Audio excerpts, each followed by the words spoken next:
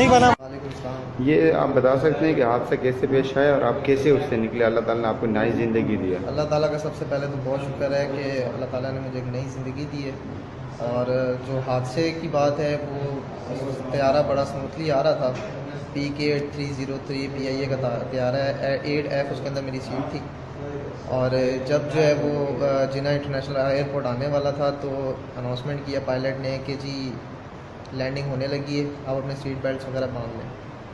तो seat belt वगैरह बांधे हैं। जब उसने लैंड किया है तो 3 दफ़ा झटका मारा जहाज़ ने। उसके बाद रनवे पे आया, थोड़ा सा रनवे पे चला है तो फिर पता नहीं क्या मसला हुआ है, उसने दोबारा जो है बड़ी होशियारी से पायलट ने उसको दोबारा उठा दिया हवा के अंदर। वहाँ जो है वो 10-15 मिनट जो है वो चलाता रहा है उसको। उसके बाद जो है उसने कहा कि जी मैं लैंड करने लगा। दोबारा अनाउंसमेंट हुई है। जब ये अनाउंसमेंट हुई है तो हमने नीचे देखा है तो वो मलिर कैंट का एरिया लग रहा था जहाँ उसने लैंड करना था।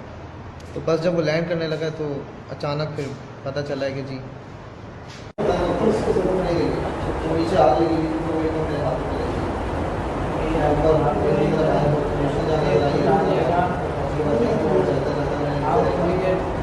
मैंने देखा है कि वो जब हिट हुआ है, हिट होने के बाद जब मेरी आंखें खुली हैं मैंने देखा है तो हर तरफ आग ही आग थी, कोई बंदा नज़र नहीं आ रहा था।